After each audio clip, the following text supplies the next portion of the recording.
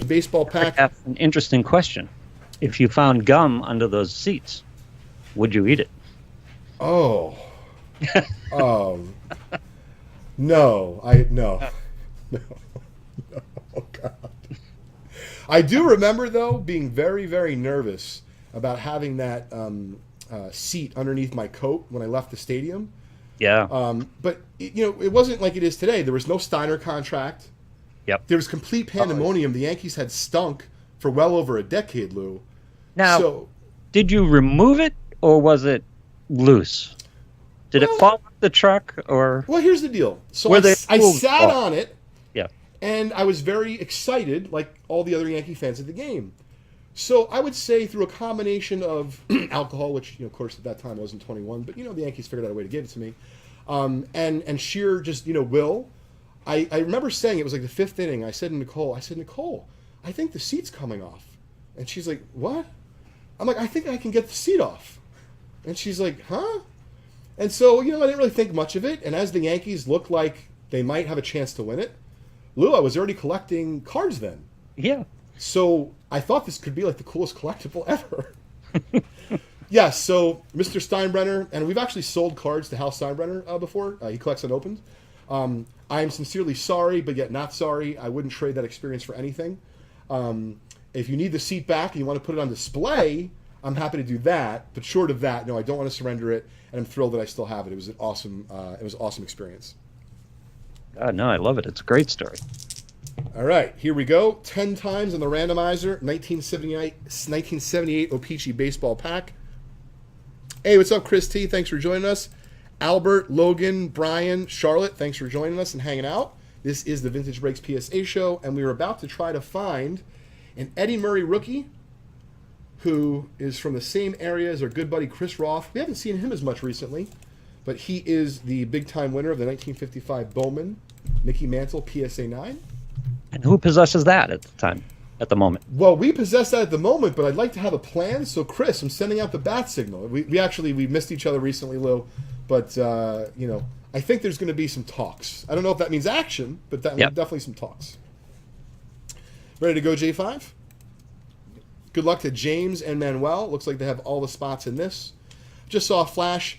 For my hobby news, always check out sportscollectorsdaily.com every day. A little shout out there to Rich. Thanks very much for supporting Vintage Breaks. And of course, if you want to know when exactly an auction will end, so for example, I think Huggins and Scott maybe have an auction tomorrow night, but if you're not sure, check out auctionreport.com. That's where I check out all of my auction needs and consignment deadlines and all of that kind of good stuff.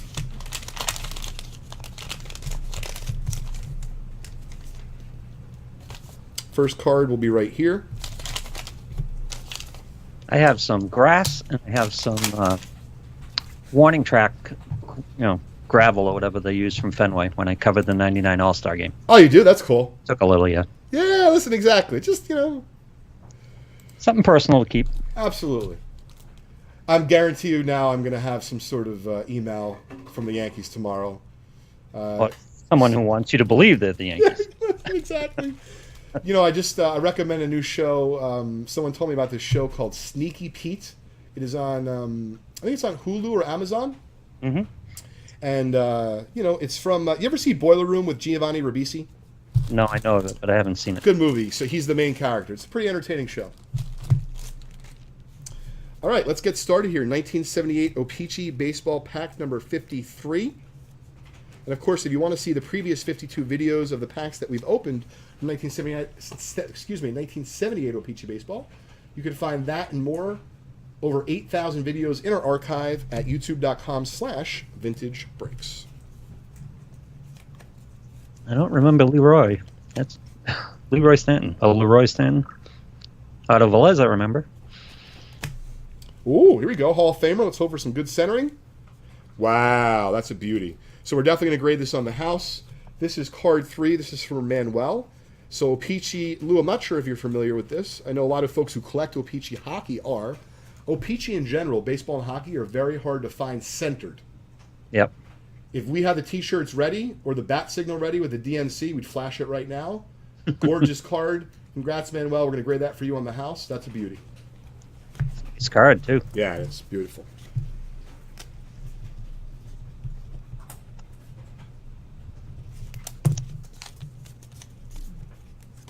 Ooh. Now, not a Hall of Famer, but great ball player, and because of the PSA registry and a lot of folks being active collecting Steve Garvey, his high-grade cards in PSA 10 go for really good money. This one's just a little bit off-centered, unfortunately, but still very sharp. Give you some perspective on Garvey. I think if you check out the auction realized prices at psacard.com, you could check out a 1977 Topps Steve Garvey PSA 10 that just Collect sold off at auction a few years ago. And I remember being astonished at the closing price. I think it sold for about $2,000 at auction. I think it was Wow. a pop one or two at the time. I was astonished. Now, you're a fan of Don Mattingly. Garvey a good comp for Don Mattingly? I think so. Yeah. So I saw V8. She somehow was able to type so many names but so many awesome prizes. Hopefully she's still breathing. Yeah. She's got about 21 minutes left. I had to say something. All right. Bob Forsh. Thanks for keeping track for us and appreciate it. Ooh, Lou, this is not easy to do. We got another Hall of Famer, 1978 O-Pee-Chee baseball, Dave Winfield. Now, not quite as well centered, of course, as Mr. Carlton, but I got to tell you, he really pulls off those chops. Oh, I know. He was a stud, too. He was a I stud love Winfield, player. man. Yeah. It was him and Mattingly basically when I started getting hooked, like 84, 85. And, Winfield was playing awesome for the Yankees then. He was a physical freak at the time, but he'd be just another guy these days. Yeah, that's pretty wild. Mickey Rivers, very popular Yankee. Oh, killed the Red Sox. And it was Mickey Rivers' bat that Bucky Dent hit the home run with, wasn't it? Yep. Remember, folks, if you'd like to have an extra entry into our free 7-prize giveaway at the end of the show today, all you need to do is tag someone in your comments, and V8 will make sure you have an extra entry today.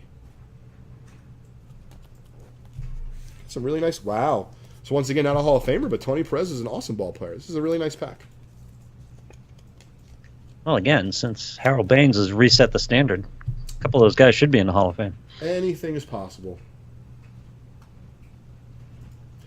Now, Lou, have you covered... I like covering at least once a week just because I want to hear if there's any, like rhetoric going on in the serious world. Have you started talking more about the shift? I love your posts about it, and our discussions about it.